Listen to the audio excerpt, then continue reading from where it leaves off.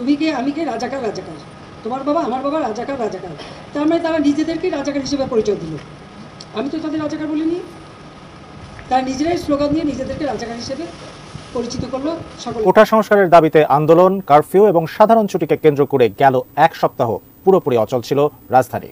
সরকারি বেসরকারি সহ সব অফিস আদালতের পাশাপাশি বন্ধ ছিল শপিং মল, দোকানপাট, বন্ধ ছিল ইন্টারনেট। এ সময়ের মধ্যে ঢাকা সহ বিভিন্ন এলাকায় ঘটে গেছে ভয়াবহ সহিংসতা। এই সহিংসতা নিয়ে গভীর উদ্বেগ জানিয়েছে জাতিসংঘ।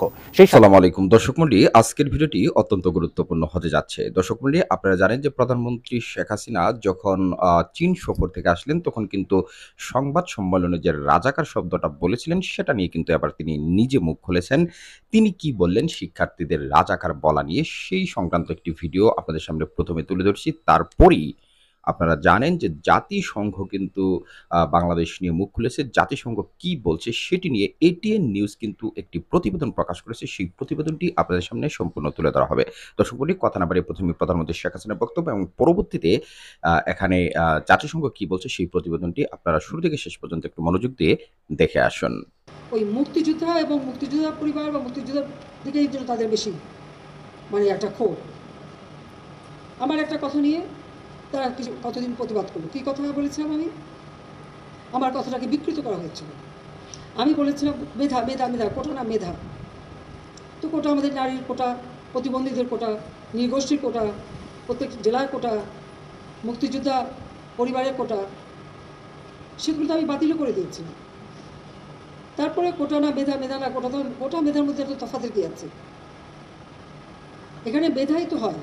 প্রথমে প্রিলিমিনারিতে তাদেরকে পরীক্ষা নেওয়া হয়, এরপর লিখিত পরীক্ষা হয়। লিখিত পরীক্ষা পাশ করলে তখন তাদের ভাইবা নেওয়া হয়। ভাইবা নেওয়ার পরে তারপর যখন পদায়ন করা হয় তখন যারা মেধাবী তারাই পায়। আর অবশ্যই কোটাগুলি ভাগ করে দেওয়া হয়। তাহলে যারা পরীক্ষা দিয়ে মেধাবী তারাই তো পাচ্ছে। সেই সূত্রে আমি বলেছিলাম যে কি মেধাবী কি শুধু মানে মুক্তিযোদ্ধা পরিবারের সন্তান সন্ততিরা কি মেধাবী না?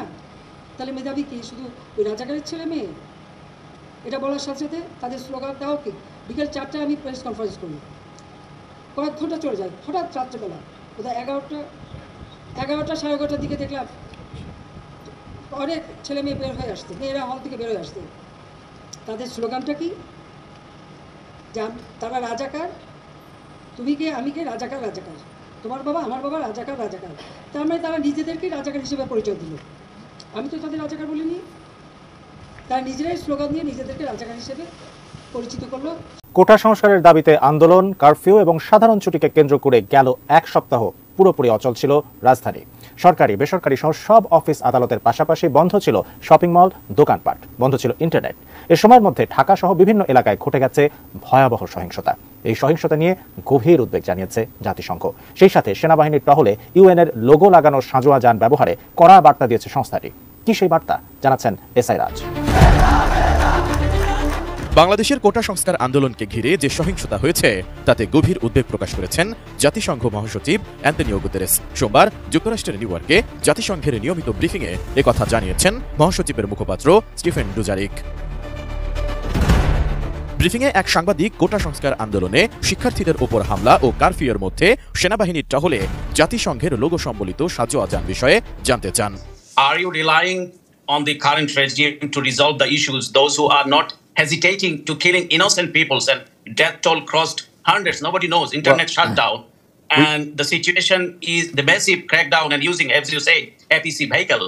So an international community, international rights organization, including Nobel laureate Professor Muhammad Yunus, urged the UN and the international community to act promptly to rescue the Bangladeshi people and their rights. জবাবে জাতিসংঘ মহাসচিবের মুখপাত্র Stephen Dujarric বলেন, শিক্ষার্থীদের আন্দোলনে যে হামলা চালানো হয়েছে তা গ্রহণযোগ্য নয়। 100-র বেশি নিহত ও হাজারো মানুষ আহত হয়েছেন। বাংলাদেশে থাকা আমাদের সহকর্মীরা জাতিসংঘ লোগো সম্বলিত গাড়ি ব্যবহার হওয়ার প্রতিবেদন দেখেছেন। এ বিষয়ে আমরা বাংলাদেশ কর্তৃপক্ষকে অবহিত করেছি। পরিস্থিতি উত্তরণে জবাবদিহি ও সংলাপ জরুরি। There will be, I think we have been very forceful in expressing the Secretary General opinion. As always, there will need to be accountability. We very much hope that whether it's the government or the side of the students use this the time given the space, in a sense, created by the Supreme Court decision, by the decision of the students not to demonstrate for 48 hours, to engage in a dialogue and to create an environment that is conducive to such a dialogue. But we will continue to monitor the situation very closely. Design, elegance, beauty. সেরা পণ্য সবার জন্য Jevico. এদিকে গত সোমবার যুক্তরাষ্ট্রের পররাষ্ট্র দপ্তরের ব্রিফিংয়েও কোটা সংস্কার আন্দোলন নিয়ে একাধিক প্রশ্ন উঠে আসে। সেখানে বাংলাদেশের বর্তমান পরিস্থিতির বর্ণনা দিয়ে মার্কিন মন্তব্য জানতে চাওয়া হয়। The running president in my country, what he is doing, the way we speak every time, thousands of students are killing, and especially women students, they got raped, killed under that prime minister we call illegal, which is true, he is illegal, unelected Prime Minister Hasina Sheikh, what he is doing in my country right now. Is my concern, I know that concern of USA, and always we believe is superpower, and I live in this country, and what I say, what I can help from you for my country, Bangladesh. I want to see my country, Bangladesh live, and everything is smooth. জবাবে যুক্তরাষ্ট্রের পররাষ্ট্র দপ্তরের মুখপাত্র Matthew Miller বলেন, বাংলাদেশের বর্তমান পরিস্থিতি আমরা মনোযোগ দিয়ে পর্যবেক্ষণ করছি। আমরা আবারও শান্ত থাকার আহ্বান জানাই। সম্প্রতি বাংলাদেশে ঘটে যাওয়া সব দর্শক মণ্ডলী, আপনারা এতক্ষণ ধরে কিন্তু প্রধানমন্ত্রী শেখ হাসিনার একটি বক্তব্য, পাশাপাশি এটিএন নিউজের একটি প্রতিবেদন কিন্তু আপনাদের সামনে তুলে ধরা হয়েছে।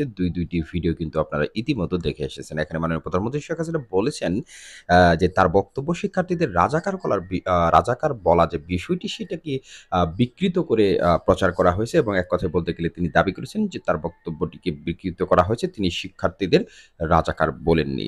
অপরদিকে আপনারা জানেন যে চীন সফর শেষ করে যখন প্রধানমন্ত্রী শেখ হাসিনা বাংলাদেশে আসলেন, এবং তখন এই সংবাদ সম্মেলনে কিন্তু একজন সাংবাদিক আমার মনে হয় বারবার উস্কে দিচ্ছিলেন, বিভিন্নভাবে প্রধানমন্ত্রীকে প্রশ্নতে পেঁচানোর ফলশ্রুতিতে কিন্তু প্রধানমন্ত্রী এই ধরনের মন্তব্য করেছিলেন। এবং পরবর্তীতে কিন্তু আজ তিনি বিটিভি পরিদর্শন করতে গিয়ে, আপনারা জানেন যে বিটিভি যে ভবন, সেখানে কিন্তু রামপুরাতে অগ্নিকাণ্ডের ঘটনা ঘটেছিল, অর্থাৎ সেখানে সহিংসতায় আগুন দেওয়া হয়েছিল, এবং সেখানে কিন্তু তিনি পরিদর্শন শেষে তিনি এই ধরনের কথা বলেছেন যে তিনি শিক্ষার্থীদের রাজাকার বলেননি, তার বক্তব্য বিকৃত করা হয়েছে। অপরদিকে জাতিসংঘ কি বলেছে? জাতিসংঘ বলেছে বাংলাদেশের যে সহিংসতার ঘটনা ঘটেছে, সেখানে কিভাবে সহিংসতা দমন করা হয়েছে আন্দোলনকারীদের উপর, কি ধরনের এক কথায় বলতে গেলে কিভাবে সেটা নিয়ন্ত্রণ করা হয়েছে, সেটার একটা পূর্ণাঙ্গ তথ্য কিন্তু তারা জানতে চেয়েছেন, এবং সেই অনুযায়ী তারা কিন্তু ভবিষ্যতে কি ধরনের ব্যবস্থা নেবেন সেটাই কিন্তু এখন দেখার বিষয়। যদিও এখানে জাতিসংঘ